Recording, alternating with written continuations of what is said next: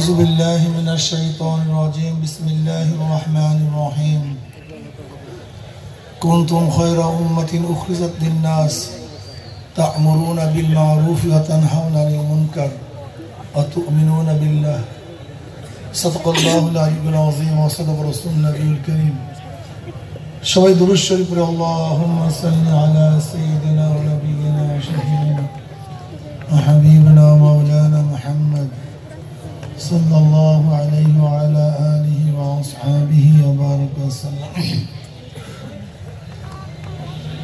আল্লাহ পাকের শুকর যে মাওলাই করিম আপনাকে আমাকে দামি এক মজলিসে উপস্থিত হওয়ার তৌফিক দান করছেন। শুকরিয়া দান সবাই বলে আলহামদুলিল্লাহ। নবী আলাইহিস সালাতু ওয়াস সালাম ফরমান খায়রুকুম মান তাআল্লামাল কুরআন ওয়া আল্লামা। গোটা মানুষের মধ্যে সর্বশ্রেষ্ঠ মানুষ হলো যারা কোরআন শিক্ষা দেয়, কোরআন শিক্ষা গ্রহণ করে। কোরআনের ওস্তাদ, কোরআনের ছাত্র সর্বশ্রেষ্ঠ, এরা সবচেয়ে দামি। এখানে যারা আসছেন সবাই দামি। ইয়ারফাইল্লাহুল্লাযীনা আমানু মিনকুম ওয়াল্লাযীনা উতুল ইলমা দারাজাত। আল্লাহ পাক রব্বুল আলামিন যাদের ইলম দান করেন তাদের মাকাম, তাদের মর্যাদা আল্লাহ পাক উঁচা করে ফেলেন। কত উঁচা জানি না, এদের মাকামে কোনো শেষ নাই, সীমা নাই। ইন্নামা ইয়াখশাল্লাহ মিন ইবাদিল উলামা। আল্লাহ পাক জায়গায় জায়গায় ওলামায়ে কেরামের প্রশংসা করেছেন। মানুষের মধ্য থেকে কেউ আমাকে ভয় করে না, একমাত্র ভয় করে ওলামায়ে কেরাম। ইন্নামা লফজে হাসর, মা ইল্লার ফায়দা দেয়। আল্লাহ পাক রব্বুল আলামিন ওলামায়ে কেরামের প্রশংসা যেই ঢঙ্গে করেছেন যা চিন্তাও করা যায় না। আল্লাহ পাক রব্বুল আলামিন ওলামায়ে কেরামের প্রশংসা করেছেন। জনাব মুহাম্মদ রাসূলুল্লাহ সাল্লাল্লাহু আলাইহি ওয়াসাল্লাম ওলামায়ে কেরামের প্রশংসা করেছেন। তিনি তো ঘোষণাই দিয়েছেন আর ওলামা ওয়ারাসাতুল আম্বিয়া, ওলামায়ে কেরাম আমার ওয়ারিস। ওলামায়ে কেরামের কাজটা কি, ওলামায়ে কেরামের দায়িত্ব কি আমরা সবাই জানি, সবাই বুঝি। আমি যে আয়াত শরীফ তেলাওয়াত করছি, আল্লাহ পাক কালামে পাকের মধ্যে ফরমান কুনতুম খায়রা উম্মাতিন উখরিজাত লিন-নাস। আগেকার জমানার যত উম্মত আছে সমস্ত উম্মতের মধ্যে তোমরা সর্বশ্রেষ্ঠ। নবী আদমের উম্মত সর্বশ্রেষ্ঠ না, নবী নূহ আলাইহিস সালাতু ওয়াস সালাম উম্মত সর্বশ্রেষ্ঠ না, নবী ইব্রাহিম আলাইহিস সালাতু ওয়াস সালাম উম্মত সর্বশ্রেষ্ঠ না, না নবী মুসার উম্মত, না নবী ঈসার উম্মত। সর্বশ্রেষ্ঠ উম্মত জনাব মুহাম্মদ রাসূলুল্লাহ সাল্লাল্লাহু আলাইহি ওয়াসাল্লাম উম্মত সর্বশ্রেষ্ঠ। এর চেয়ে উত্তম কোনো উম্মত নাই। এত উত্তম হওয়ার কারণটা কি, শ্রেষ্ঠ হওয়ার কারণটা কি? নবী মুহাম্মদ সাল্লাল্লাহু আলাইহি ওয়াসাল্লাম উম্মতরা অনেক বেশি হায়াত পায় এই কারণে না। আগেকার জমানার উম্মতরা আমাদের চেয়ে অনেক বেশি হায়াত পাইতেন। 1000 বছর তারা হায়াত পাইতেন, জিন্দা থাকতেন, ইবাদত করতেন। 1000 বছর ইবাদত করারও বহুমুখী উম্মত আগে ছিল, তাই হায়াত তাদের বেশি, আমাদের হায়াত কম। তাহলে হায়াতের দিক থেকে উত্তম নয়। তাহলে উত্তম কিসের থেকে? বেশি জিকির করি না। আমাদের তো আগেরকার উম্মতরা অনেক বেশি জিকির করতেন, বেশি নামাজ পড়ি না। আগেকার জমানার উম্মতরা আপনার চেয়ে আমার চেয়ে বেশি নামাজ পড়তেন, বেশি ইবাদত করতেন।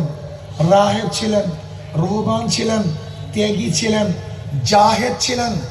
এমনকি অনেকে বিবাহ করতেন না, ঘর বাড়ি ছিল না, জঙ্গলে থাকতেন, দুনিয়ার কিছু গ্রহণ করতেন না। এরকম হাজার উম্মত আগের ছিল। এমনকি আগেকার জমানার উম্মতরা ইবাদত করতে করতে করতে করতে তাদের গোশত এবং চামড়াগুলি হাড্ডি সার হয়ে যেত। এরকম হ্যাংলা পাতলা গোশত এবং চামড়াগুলি সব হাড্ডির সাথে মিশে যেত, এত বেশি ত্যাগী ছিলেন। আপনারা জানেন সালমান ফারসি রাদিয়াল্লাহু তাআলা আনহু যে শায়েখের সোহবতে ছিলেন, সেই শায়েখের অবস্থা কেমন ছিল? সারা রাত্র ইবাদত করতেন, সারাদিন রোজা রাখতেন। সালমান ফারসি রাদিয়াল্লাহু ফরমান, আমার শায়েখের অবস্থা তো এরকম ছিল যে ইবাদত করতে করতে তার গোশত এবং চামড়াগুলি হাড্ডির সাথে মিশে গিয়েছিল, এত বেশি ইবাদত করতেন। সালমান ফারসি রাদিয়াল্লাহু ফরমান, ওই শায়েখ ইন্তেকালের পরে আমি যে শায়েখের সোহবাতে ছিলাম তার একই অবস্থা, সেইভাবে ইবাদত করতেন। তিনি বলেন, দ্বিতীয় শায়েখ ইন্তেকালের পরে আমি তৃতীয় সেই শায়েখ গ্রহণ করেছিলাম, তার একই অবস্থা, তিনি সারা রাত্র সারাদিন ইবাদত করতেন। আমি কি বুঝাতে চাই? আগেকার জমানার উম্মাতরা অনেক বেশি ইবাদত করতেন, এ ব্যাপারে কোনো সন্দেহ নেই। এরপরও তারা সর্বশ্রেষ্ঠ না। আপনি এবং আমি সর্বশ্রেষ্ঠ, আর কারণটা কি? ঈসা আলাইহিস সালাতু ওয়াস সালাম উম্মত অনেক বেশি জাহেদ ছিলেন। খোদ সমস্ত নবীদের মধ্যে সবচেয়ে বেশি জাহেদ ছিলেন কে? নবী ঈসা আলাইহিস সালাতু ওয়াস সালাম। আপনারা সবাই জানেন ঈসা আলাইহিস সালাতু ওয়াস সালাম দুনিয়ার কোনো কিছুই গ্রহণ করতেন না। ঈসা আলাইহিস সালাতু ওয়াস সালাম না ঘর ছিল, না বাড়ি ছিল, না জায়গা ছিল, না জমি ছিল। ঈসা আলাইহিস সালাতু অবস্থা এরকম, একদিন একটা ইট মাথায় দিয়ে শুয়েছিলেন। কি মাথায় দিয়েছিলেন ভাই? ইট। শয়তান বলছে নবী ঈসা তো দুনিয়াদার হয়ে গেছে। নবী ঈসা কি হয়ে গেছে? ব্যবহার করছে শুধু একটা ইট, অমনি সে উটটাকে ফিক্কা মারছে, না দুনিয়ার ইটও ব্যবহার করবো না। এত জাহেদ তিনি ছিলেন। ঈসা আলাইহিস সালাতু অবস্থা কেমন? একদিন প্রচন্ড ঝড় বৃষ্টি চলতেছে, আকাশে মারাত্মক গর্জন। ঈসা আলাইহিস সালাতু এক তাঁবুর মধ্যে আশ্রয়ের জন্য গেলেন। দেখেন সেখানে এক যুবতী মহিলা, যুবতীর কাছে কিভাবে থাকবেন? সেখান থেকে বের হয়ে গেলেন, গেছেন এক পাহাড়ের মধ্যে এক গুহায়, গিয়া দেখেন সেখানে সিংহ অবস্থান করতেছে। হযরত ঈসা আলাইহিস সালাতু ওয়াস সালাম সিংহের পিঠে হাত দিয়ে বলতেছেন যে, মাওলা হে, তুমি সবার জন্য কোনো আশ্রয়স্থল রাখছো, কিন্তু তোমার বান্দা ঈসার জন্য কোনো আশ্রয়স্থল রাখো নাই। ওই মেয়ের জন্য তাঁবু আছে, সিংহের জন্য গুহা আছে, কিন্তু তোমার বান্দা ঈসার জন্য না তাঁবু আছে না গুহা আছে। এত ত্যাগী ছিলেন। আল্লাহ পাক বলেন, ঈসা তুই যেহেতু আমার জন্য ত্যাগ করছো, তোর কোনো টেনশন নাই। তোর ত্যাগের কারণে আমি আমার নিজের হাতে বানানো 100 হুরের সাথে তোকে বিবাহ দেব। কয় না সুবহানাল্লাহ। সেখানে কি হবে? অলিমা আমি নিজে করব। অলিমা কত বছর হবে? 4000 বছর অলিমা হবে। কত বছর বসে অলিমা হবে? 4000 বছর অলিমার মেয়াদ হবে। এই 4000 বছর পর্যন্ত অলিমা খাওয়াবো আমি মাওলাই নিজে। অলিমার দাওয়াত কি পাবে? দুনিয়ার জাহেদরা, যারা দুনিয়া ত্যাগী ছিল, সেই ঈসার অলিমায় তারা দাওয়াত পাবে। যাই হোক, আমি যেই কথা বলতেছিলাম যে তারা জাহেদ ছিলেন, রাহেব ছিলেন, রহবান ছিলেন। এরপর আল্লাহ ডিক্লেয়ার দেন, কুনতুম খায়রা উম্মাতিন উখরিজাত লিন-নাস, তোমরা সর্বশ্রেষ্ঠ উম্মত। আমি তোলাবা এজাম ওলামায়ে কেরামের মাথার মধ্যে এই বয়ানটা ঢুকাবার জন্য আগের কিছু কথা বলেছি, অথচ আগের কথা বলার উদ্দেশ্য না। আমার কথা বলার উদ্দেশ্য এখন যে কথাগুলি বলবো, এই কথাগুলি খুব খেয়ালের সাথে ওলামা তোলাবা শুনতে হবে, হৃদয়ঙ্গম করতে হবে, জেহেন নশীন করতে হবে। এই কথাগুলো বুঝাতে হবে, বুঝতে হবে। নিজে বুঝবো, আর একজনকে বুঝাবো। আমরা সর্বশ্রেষ্ঠ উম্মত হওয়ার কারণটা কি? বেশি জিকির না, বেশি তেলাওয়াত না, জোরে বলেন না। কি কথা ঠিক না? ইহুদিরা আমাদের চেয়ে অনেক বেশি আলেম ছিলেন, অনেক বেশি জানতেন। আপনারা সবাই জানেন গায়রুল মাগযুবি আলাইহিম ওয়ালাদ-দাল্লিন। এই মাগযুব কারা? ইহুদি। দল কারা? খ্রিস্টান। মাগযুব এবং দলের মধ্যে পার্থক্যটা কি? মাগযুব যাদেরকে বলা হয় যারা জানে কিন্তু মানে না, আর দল যারা জানে না মানেও না। খ্রিস্টানরা জানে না মানে না, কিন্তু ইহুদিরা সব জানে, এরপরে কি মানে না। আপনারা কি জানেন মদিনায় ইহুদিরা কেন বসবাস করছে? ওদের বাড়ি তো জেরুজালেম, ফিলিস্তিনি ওরা। ওদের বাড়ি ফিলিস্তিন, জেরুজালেম ওরা অবস্থান করতো। কিন্তু ওরা মদিনায় কেন গেছে? ওদের বাড়ি তো মদিনায় না। ওরা জানতো, ওদের কিতাবে আছে, আখির নবী জনাব মুহাম্মদ রাসূলুল্লাহ সাল্লাল্লাহু আলাইহি ওয়াসাল্লাম মক্কা থেকে মদিনায় হিজরত করবেন। এটা ওরা জানতো। সে আখিরি নবীকে পাওয়ার জন্য অনেক আগে হিজরত করে তারা মদিনায় বসবাস করছে, এই ইহুদি মুসলিম। ওরা মদিনা যাওয়ার কারণটাই ছিল আখিরি নবীর সন্ধানের জন্য, তার তালাশের জন্য। কিন্তু মাকজুব তো যখন আখিরি নবী আসছে, প্রশ্ন করা হয়েছে তোমরা না আখিরি নবীর তালাশের জন্য মদিনা অবস্থান করতেছিলে, হিজরাত করছো, তা আখিরি নবী আসছে তো, বলে আমরা যার তালাশে আসছি তিনি ইনি না, অন্য কেউ হবে, ইনি না, সে এখনো আসে নাই। এগুলো ইহুদি মাকজুব। আল্লাহ পাক এদের উপর গজব নাজিল করছে। এরা বহুত জানতো কিন্তু মানতো না। এটা হলো ইহুদি। ওরা অনেক বেশি জানে। কেমন জানে আপনারা সবাই জানেন। নবী আলী সাল্লাল্লাহু আলাইহি সাল্লামের আওসাফ সম্পর্কে খুব ভালো মতো ওয়াকিফাল ছিল। এমনকি আবু বকর রাদিয়াল্লাহু ওয়াকিফাল ছিল। আরে বাদ দেন আবু বকর রাদিয়াল্লাহু তাআলা, আব্দুল মুত্তালিব একদিন সিরিয়ায় গেছেন। আব্দুল মুত্তালিব সিরিয়া যাওয়ার পরে এক ইহুদি পাদ্রী বলতেছে তুমি এদিকে আসো, দেখি তোমার একটু জামাটা খোলো তো। জামা খুলছে। জামা খোলার পরে বলতেছে তোমার একটু উরু উন্মোচন করো তো। না আমি সতর খুলতে পারবো না, শুধু উরু দেখাতে পারি। বলে দেখাও তো। দেখাবার পরে বলে আল্লাহর কসম আখিরি নবী যে আসবে সে তোমার উরাসের মধ্যে আসবে। এর ওরা জানতো, এত তাআরুফ ওদের মধ্যে ছিল। আবু বকর সিদ্দিক রাদিয়াল্লাহু তাআলা তাকে দেখেও চিনা ফেলাইছে যে নবী আলাইহিস সালাতু ওয়াস সালামের আখিরি নবীর দুইজন সহকার থাকবে, দুইজন সেফা সালার থাকবে, একজন মুরব্বী আর একজন যুবক। যে মুরব্বী থাকবে তিনিই তুমি। ওমর ইবনে খাত্তাব রাদিয়াল্লাহু তাআলা কে দেখেও চিনা ফেলাইছে। আপনারা সবাই জানেন এই ঘটনা। কারণ যুবক যেই তার সহকারী থাকবে সেই ব্যক্তি তুমি। এটা তারা জানতো, এত ইলম তাদের ছিল। লেকিন কপালের মধ্যে হেদায়েত নেই। হেদায়েতের মালিক কে? জানার মাধ্যমে হেদায়েত পাওয়া যায় না। যদি জানার মাধ্যমে হেদায়েত পাওয়া যেত তাহলে ইহুদিরা পুরাপুরি তারা হেদায়েত পেয়ে যেত। সমস্ত ইহুদির হেদায়েত পাইতো, তারা জন্মের জানা জানতো। হেরাতকালের অবস্থা জানেন, খ্রিস্টান হেরাতকাল। সে নবী আলী সাল্লাল্লাহু আলাইহি সাল্লাম তার সম্পর্কে জানার পরে বলছেন ইনি সে আখিরি নবী যিনি দুনিয়াতে আসবেন। কিন্তু ঈমান আনতে পারেনি। এর কারণটা কি? হেদায়েতের মালিক কে? এখানে হেদায়েত আল্লাহর কাছে চাইতে হয়। যাই হোক, আমি কথা অন্যদিকে যাব না। আমরা সর্বশ্রেষ্ঠ উম্মত হওয়ার কারণটা কি? দুইটা কারণ। জোরে বলেন কয়টা? সবাই বলেন নাই কিন্তু। রোদ্রে তো আরো গরম হওয়ার কথা, কিন্তু ঠান্ডা হয়ে গেছেন কেন? জোরে বলেন কারণ কয়টা? আমরু বিল মারুফ ওয়া নাহি আনিল মুনকার, সৎ কাজের আদেশ, অসৎ কাজের। জনাব মুহাম্মদ রাসূলুল্লাহ সাল্লাল্লাহু আলাইহি ওয়াসাল্লামের মধ্যে স্পেশালি দুইটা গুণ, সৎ কাজের আদেশ, অসৎ কাজের নিষেধ। যে দায়িত্ব আগেকার নবীদের ছিল, যেই দায়িত্ব রাসূলদের ছিল, আল্লাহ পাক রব্বুল আলামিন সেই দায়িত্ব সরাসরি নবী মুহাম্মদ সাল্লাল্লাহু আলাইহি ওয়াসাল্লামের উম্মতকে দান করেছেন। আমরু বিল মারুফ ওয়া নাহি আনিল মুনকার, সৎ কাজের আদেশ, অসৎ কাজের নিষেধ। দেখেন কোরআনের বর্ণনার ঢংটা দেখেন। কুনতুম খায়রা উম্মাতিন উখরিজাত লিন-নাস, তোমাদেরকে বের করা হয়েছে কাদের জন্য? শুধু মুমিনদের জন্য নয়, শুধু মুসলমানদের জন্য নয়, তোমাদেরকে বের করা হয়েছে মানুষদের জন্য। তার মানে নবী মুহাম্মদ সাল্লাল্লাহু উম্মত শুধু মুমিন এবং মুসলমানের টেনশন করবে না, চিন্তা করবে না। উখরিজাত লিন-নাস, গোটা মানবের টেনশন, গোটা মানবের চিন্তা করবে নবী মুহাম্মদ সাল্লাল্লাহু আলাইহি উম্মতেরা। একজন হিন্দু ক্ষুধার্ত অবস্থায় আছে, এই ক্ষুধা নিবারণের দায়িত্ব নবী মুহাম্মদের উম্মতদেরকে নিতে হবে। একজন হিন্দু বস্ত্রহীন আছে, তার দায়িত্ব তোমাকে গ্রহণ করতে হবে। আল্লাহ পাক রিজিককে আম করছেন। নবী ইব্রাহিম আলাইহিস সালাতু ওয়াস সালাম মেহমান ছাড়া খানা খাইতেন না, এটা তার অভ্যাস। আর তুমি আমি মেহমান দেখলে মেজাজ খারাপ হয়ে যায়।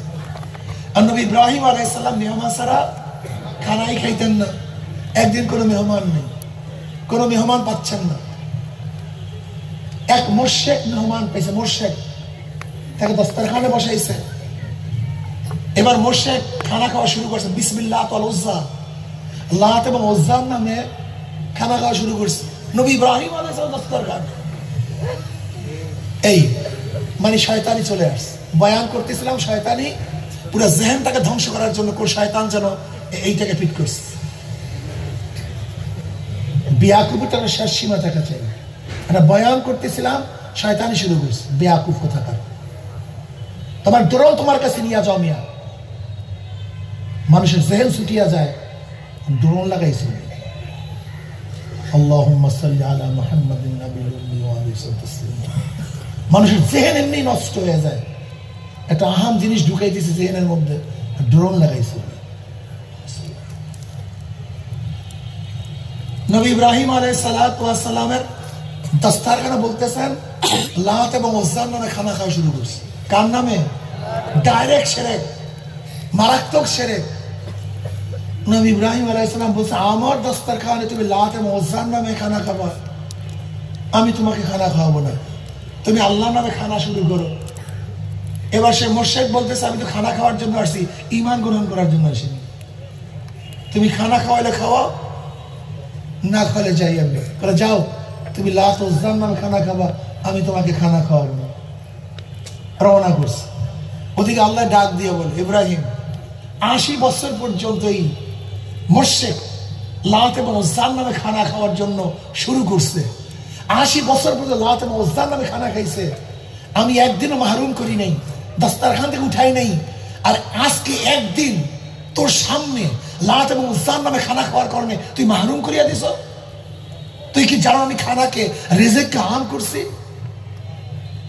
নবী ইব্রাহিম আলাইহিস সালাতু ওয়াস সালাম দৌড়ে এলেন, বলে ভাই তুই জান না, ইচ্ছা খানা খা, আমার নবুয়তি যায়, জলদি খানা খা। আল্লাহ পাক রিজিক কাম করছেন। হিন্দুর জমিনের মধ্যেও যেই বৃষ্টি, মুসলমানের জমিনের মধ্যে একই বৃষ্টি।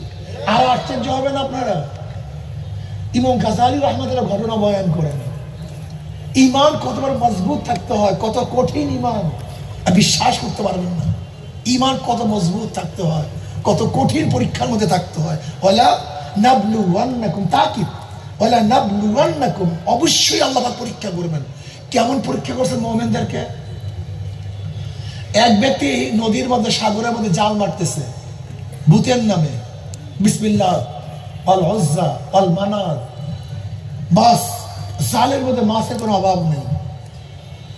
আর একজন বিসমিল্লাহ বিসমিল্লাহ, একটা মাছও নেই, একটা মাছও নেই। কি বুঝেন অবস্থা নাকি? হ্যাঁ, ভূতের নামে জাল মারে, মাছের অভাব নেই, অথচ আল্লাহর নামে জাল মারে কোনো মাছ নেই। কেমন ফেরেশতার আল্লাহ মাওলা হে, এই অবস্থা কি? বলে এই দুইজনের আখিরি আঞ্জাম দেখবা, যারা ভূতের নামে জাল মারে তার আখিরি অবস্থা কি হবে, আর যে আমার নামে জাল মারে তার অবস্থাটা কি হবে দেখো তো। দেখে একজন জাহান্নামে জ্বলতেছে, যে ভূতের নামে জাল মারে, আর যে আল্লাহর নামে জাল মারে সে জান্নাতের মধ্যে আনন্দ করতে। বুঝাতে খুব কঠিন মাসালা, মাসালা খুব কঠিন। ঈমান রাখে এত কঠিন, এত সহজ না। আজকের জমানাতে ঈমান রাখা আরো কঠিন, অনেক কঠিন, মারাত্মক কঠিন। উখরিজাত লিন-নাস, আমাদেরকে বের করেছে কত মানুষের জন্য। দেখেন ইসলাম কত ইনসাফপূর্ণ, কত ইনসাফপূর্ণ ইসলাম। বিশ্বাস হয় না? আচ্ছা, মুসলিম করে মেয়েকে যদি কেউ ধর্ষণ করে তার বিচার হবে, যদি হিন্দু মেয়েকে ধর্ষণ করে যারা বলেন বিচার হবে কি হবে না? সমান না ভিন্ন? ইনসাফ, ইনসাফ, ইনসাফ। মুসলিম ঘরে কেউ চুরি করলে বিচার হবে, হিন্দুর ঘরে কেউ চুরি করলে সমান, ইনসাফ। দেখছেন, যদি কেউ মুসলিমকে জুলুম করে বিচার হবে, হিন্দুকে জুলুম করলে ইসলাম সবাই ইনসাফ, আদেল, আদেল। ইসলাম হচ্ছে আদেল, গোটা দুনিয়ার মতো কোনো আদর্শ নেই। ইসলাম হচ্ছে ইনসাফ, কোন আদেল, কোন বিচার কোন দুনিয়াতে নেই। গোটা দুনিয়ার মধ্যে মুসলমান এবং ইসলাম এস্টাবলিশড হওয়ার কারণটা কি তোমরা অনেকেই জানো না, তোমাদের অনেকের জানাই নেই। সমস্যা নেই, মুসলমানরা জানেন আমাদের অবস্থানটা কোথায়, আমরা কারা, আমাদের কাজটা কি, অনেকেই জানে না। বিশ্বাস হয় না তোমাদের? আমি মাদ্রাসায় মাহফিলে, আমি মাদ্রাসার মসজিদে বয়ান করতেছিলাম, ওলামায়ে কেরাম আছে। আমি বললাম দেখেন আমাদের ওলামা তোলামাদের সমস্যা তো কোন জায়গায়।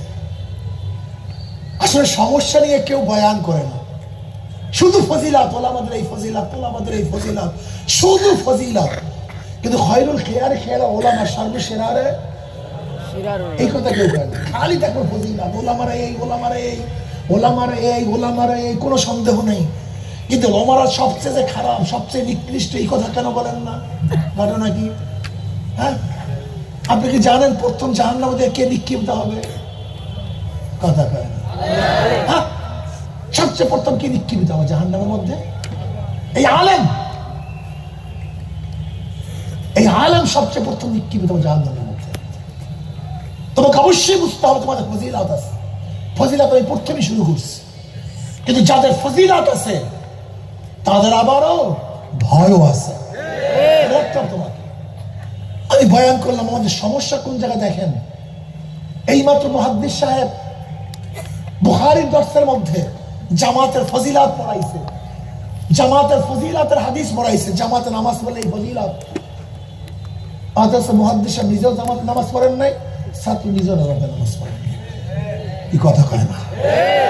এইমাত্র তাকবীরুল্লাহর ফজিলাত পড়াইছে হাদিসের মধ্যে, মুহাদ্দিস সাহেব নিজেও তাকবীরুল্লাহ ফেল করছে, ছাত্ররাও তাকবীরুল্লাহ ফেল করছে। এইমাত্র সামনের কাতারে ফজিলাত পড়াইছে, মুহাদ্দিস সাহেব নিজেও সামনের কাতারে যায় নাই, তোলাবা যে হাদিস পড়ছে সেও সামনের কাতারে যায় নাই।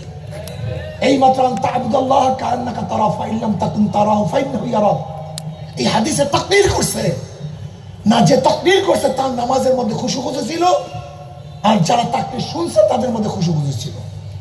কদ আফলাল মুমিনুনা আল্লাযীনা হুম ফি সালাতিহিম খাশিউন, ওই সমস্ত মুমিনরা কি হয়ে গেছে? সফল কাম হয়ে গেছে, হবে না তা না, হয়ে গেছে। কদ আফলাহা মাজি, কদ তাহকিকের জন্য সফল কাম হয়ে গেছে। কোন মুমিন? আল্লাযীনা হুম ফি সালাতিহিম খাশিউন, যারা ভয় এবং বিনয়ের সাথে নামাজ আদায় করবে। এইমাত্র তাফসীর পড়াইছি, অথচ নিজের মধ্যে ভয় এবং বিনয় কিছুই নেই। কথাটা বুঝাতে পারি না। তার মানে যা পড়ি পড়াই মাথা খায় না। আমি বললাম এই যে দেখেন আমাদের শায়েখ সানি কিতাবুল মাগাজি পড়াইছে, শুরুটাই হচ্ছে জিহাদের বয়ান, অথচ ওনার মধ্যে জীবন ও জিহাদের কোনো স্পৃহা আসে নাই। জিহাদ উনি শুনতেই পারে না, বিশ্বাস হয় না। আচ্ছা, কোরআন ও হাদিসের মধ্যে জিহাদের কথা আছে কি নাই? পৃষ্ঠায় পৃষ্ঠায় আছে। আজ পর্যন্ত কোন ইমাম সাহেব বা কোন মুহাদ্দিস সাহেব, মুফতি সাহেব তোমাদেরকে জিহাদের বয়ান করছে মসজিদের মধ্যে? কত সত্য কথা কাউ বুকে হাত দিয়া না, বয়ান করবে না, এটা বয়ান মনে করে না। বুকে হাত দিয়া কও, বুকে হাত দিয়া কও। দেখো আমি বললাম, দেখো এই মুহাদ্দিস সাহেব এইমাত্র নবী আলাইহিস সালাতু ওয়াস সালামের পোশাকের বয়ান পড়াইছে, অথচ এই মুহাদ্দিস সাহেব কি পারবে এখন যুদ্ধের পোশাক পরিয়া মাদ্রাসার বাহিরে মাঠের মধ্যে নামতে? লজ্জা পায়। অথচ নবীর পোশাকের ফজিলাত পড়াইছে, নিজের পোশাক পরতে কি পায়? শরম, শরম। এটা কেমনে পড়ে যুদ্ধের পোশাক? অথচ এইমাত্র নবীর পোশাকের সবাই শি করছে, ফজিলাত পড়াইছে। এইমাত্র নবী আলাইহিস সালাতু ওয়াস সালাম তলোয়ারের বয়ান করছে, লা আইবা ফীহিম খায়রা আন্না সুয়ুফাহুম ফীহিন্না ফালুলুম মিন কারাইকা তাইবি। অথচ দেখা যায় যুদ্ধের তলোয়ারের ফজিলাত পড়াইছে, মুহাদ্দিস সাহেব কি পারবে যে একটা তলোয়ার নিয়ে রাস্তায় নামতে? লজ্জা পায়। এটা আলেমদের শানের খেলাফ, অথচ নবীর শানের খেলাফ হয় নাই, আলেমের শানের খেলাফ হয়েছে। কি আপনাদের রাগটা হয়েছিল? নবীর শানের খেলাফ, কিন্তু আলেমের শানের কি হয়ে গেছে? খেলাফ হয়ে গেছে, মারাত্মক খেলাফ হয়ে গেছে। এইমাত্র পড়াইছে নবী আলাইহিস সালাতু ওয়াস সালামকে গালি দিয়েছে, জাদুকর বলছে, অতন্ত্রবাদী বলছে, শায়ের বলছে, কোরআনের মধ্যে পড়ছে এইমাত্র। কিন্তু আমাকে গালি দিলি আমার আর মেজা, তাহলে আমার মানিজ্জাত সব গেছে। নবীকে গালি দিলে তার মানিজ্জাত যায় না, তোমাকে গালি দিলে মানিজ্জাত যাবে কেন? ঘটনা কি? ঘটনা কি? তোমরা তো সহ্য হয় না কেন? হ্যাঁ, এইমাত্র ফজিলাত পড়েছে, নবী আলাইহিস সালাতু ওয়াস সালাম দাওয়াত দিতে রক্ত ঝরাইছে, অথচ এই মৌলবীর একদিন একটা ঘামও ঝরে নাই, জীবনেও না, গালি খায় না। এইমাত্র পড়াইছে নবী আলাইহিস সালাতু ওয়াস সালাম পেটের মধ্যে দুইটা, অথচ এই জীবনে একক না খেয়ে খায় নাই। বিশ্বাস হয়? আমার কথাগুলি খারাপ লাগতেছে মনে হয়, বাস্তবতাই বাস্তবতাই। এইমাত্র সাহাবাদের ইতিহাস পড়েছে যারা কোনো বেঈমানের সামনে মাথা নত করেনি, অথচ আমাদের 24টা ঘন্টা ফাসিকদের সামনে মাথা নত থাকে। 24টা আমরা ফাসিক দেশের মাথা মতো থাকে।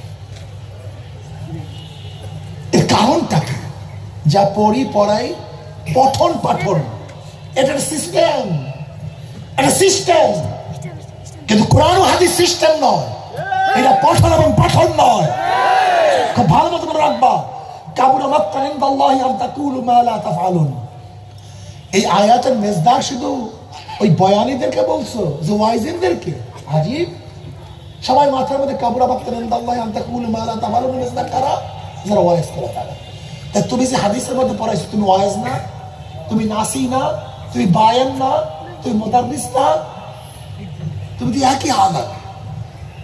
তোলাবায়ে যাম, মাকজুব হয়েও না। এই বলো তো মাকজুব কারা? এইমাত্র বয়ান করছে, কেউ বলবে না বলো তো তুমি মাকজুব কারা? জানে মানে না, এই মাকজুব হয়েও না, মাকজুব হয়েও না। মাশাআল্লাহ, তোমরা ভালো কথা বলছো, জানে মানে না, এটা মাকজুব, এরা মাকজুব, জানে মানে না।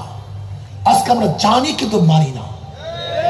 আমরা উত্তম হওয়ার দুইটা কারণ, আমরু বিল মারুফ, জোরে বলো, আমরু বিল মারুফ। যদি আমরু বিল মারুফ, সৎ কাজের আদেশ, অসৎ কাজের নির্দেশ এই চরমরায় পিচ্ছার মধ্যে না থাকে, কোরআন তাকে উত্তম বলবে না। আমাদের সর্বশ্রদ্ধেয় মাহমুদিয়া মাদ্রাসার মোহতামিম সাহেব হযরতের মধ্যেও যদি আমরু বিল মারুফ আর নাহি আনিল মুনকার না থাকে, কোরআনের ভাষায় সে উত্তম উম্মত হতে পারবে না। কোরআনের ভাষায় উত্তম উম্মত হতে পারে, সে মুহাদ্দিস হতে পারে, সে মুফতি হতে পারে, সে পীর হতে পারে, তোমার কাছে বড় বুজুর্গ হতে পারে, কিন্তু কোরআনের ভাষায় সে উত্তম উম্মত হতে পারবে না। উত্তম উম্মত হওয়ার জন্য দুইটা জিনিস লাজম, আমরু বিল মারুফ, সৎ কাজের আদেশ, অসৎ কাজের নিষেধ থাকতে। অতুমিনুনা বিল্লাহ, এখানে আমলের কথা আগে আনছে, ইমানের কথা পরে আনার কারণটা কি? ইমান তো মুকদ্দম, আমল তো মুআক্খার। এখানে তো ইমান আগে আসবে, তারপরে আমলের কথা আসবে। এখানে আমলের কথা আগে আসছে, কারণটা কি? ইমানের মুতাসাবি, সমস্ত মুমিন আগেকার উম্মত, আমরা আগেকার নবী, আমার নবী, সবার ইমান সমান। ইমানের মধ্যে কার কোনো পার্থক্য নেই। সমস্ত নবীর উম্মত, সমস্ত নবীর উম্মতের ইমান এক, অভিন্ন। নবী ইব্রাহিম আলাইহিস সালাম আল্লাহ কয়জন মানতেন? আমার নবী। আদম কয়জন মানতেন? আমার নবী। তারা ফেরেশতা মানতেন কি মানতেন না? আমার নবী। কিয়ামত মানতেন কি মানতেন না? জান্নাত জাহান্নাম, তাকদীর, ঈমান সমান। ঈমানের মধ্যে কোন নবীদের কোন উম্মতের কোনো পার্থক্য নেই। সমস্ত নবী, সমস্ত উম্মতের ঈমান সমান, কিন্তু আমল সমান না। কাজ সমান না। এখানে উত্তম কেন হয়েছে এইটা বর্ণনা করার জন্য আল্লাহ পাক এই আয়াত নাযিল করেছেন। তোমরা উত্তম উম্মত হওয়ার কারণ শুধু ঈমান না, ঈমান তো সবার তাসাবি, সবাই সমান। তোমরা উত্তম উম্মত হওয়ার কারণ দুইটা, বলেন তো কি কি?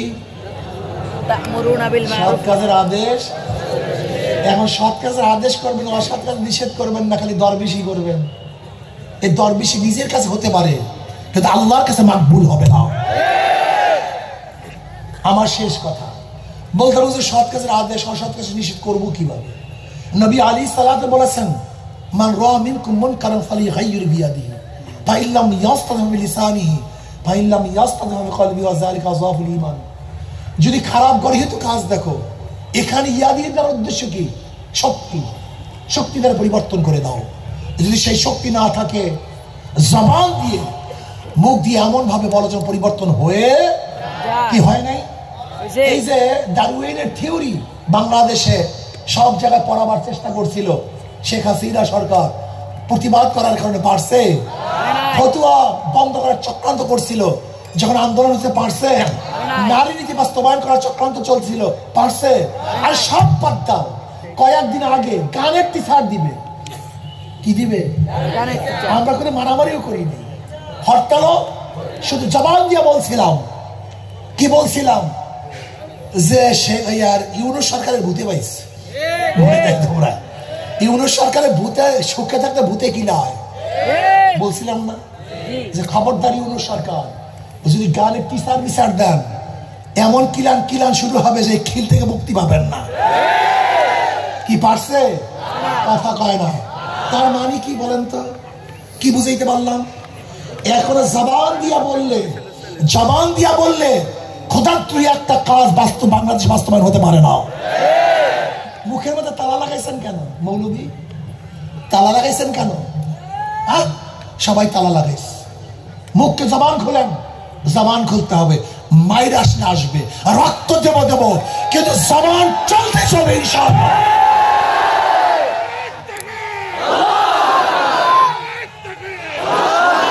আমাদের সমস্যা কি? ইহুদিরা কি কইতো?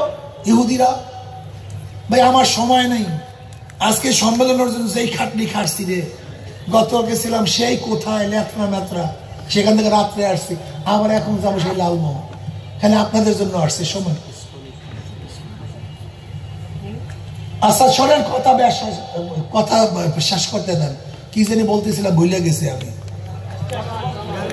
জবান খুলতে হবে আমাদের, জবান খুলতে হবে। ইহুদিদের কথা বলতেছিলাম। ইহুদিরা কি বলতো? যে আমরা তোমাদের চেয়ে সবচেয়ে বেশি আল্লাহকে বেশি মোহাব্বত করি, কয় নাই? আল্লাহ কি কয়? কুলিয়া আইয়ুহাল্লাযীনা হাদু ইন যাআমতুম আন্নাকুম আউলিয়াউ লিল্লাহি মিন দুনিন নাসি ফাতামান্নাউল মাউত ইন কুনতুম সাদিকিন। যদি তোরা আল্লাহকে বেশি মোহাব্বত করো, তা আল্লাহর সাথে মোলাকাতের সবচেয়ে বড় পর্দা কি? মৃত্যু। আল্লাহর সাথে মোলাকাত, আল্লাহর সাথে দেখা হওয়া, সাক্ষাৎ হওয়ার পর্দা কি?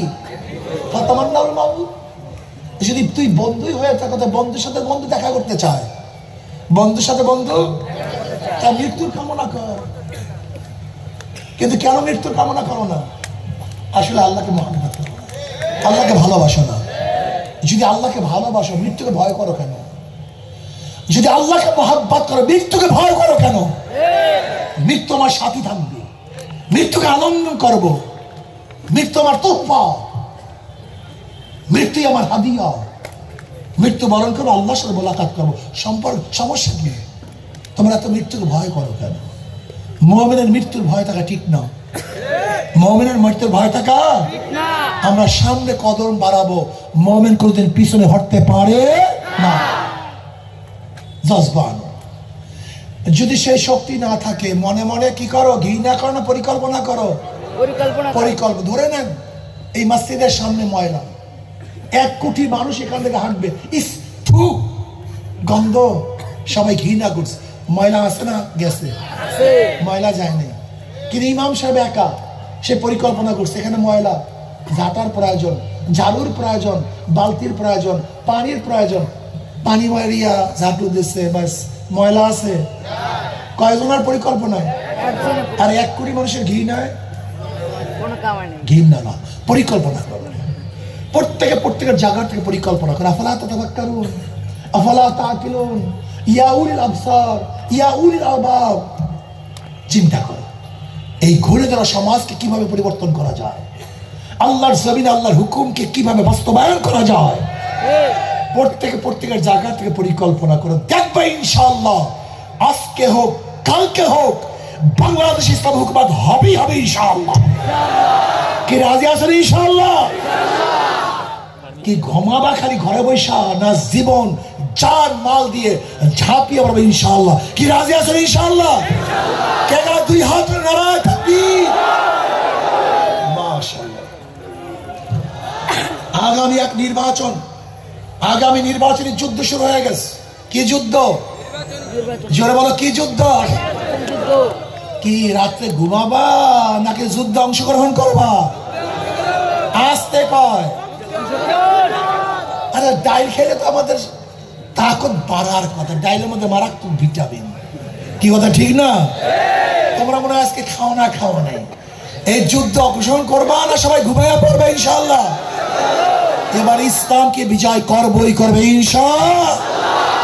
যার যেখানে যা কিছু আছে, যার যেখানে যা কিছু আছে তা নিয়ে ঝাঁপিয়ে পড়বে ইনশাআল্লাহ। আল্লাহ আমাদের সবাইকে ইসলামী হুকুমত কায়েম করার জন্য ঐক্যবদ্ধ ভাবে একই সাথে ঝাঁপিয়ে পড়ার তৌফিক দান করেন। ইসকন সম্পর্কে বলা হয়েছে, ইসকন এইটা কোনো হিন্দুদের সংগঠন নয়, এটা হিন্দুদের সন্ত্রাসী সংগঠন। আমি অনেক আগে বলছি ইসকনের কথা, প্রায় 10 বছর আগে বলছি এই ইসকন একটা সন্ত্রাসী সংগঠন, একটা টেরোরিস্ট এটা টেরোরিজম, এটা সন্ত্রাস। আমি সরকারকে অনুরোধ করব, বাংলাদেশে ইসকন নামীয় কোনো সংগঠন থাকতে পারবে না। কি সবাই একমত ইনশাআল্লাহ? তার আগে এক পাশে দুই হাত করে নারায় তাকবীর। আল্লাহ আমাদের সবাইকে কবুল করে নেন।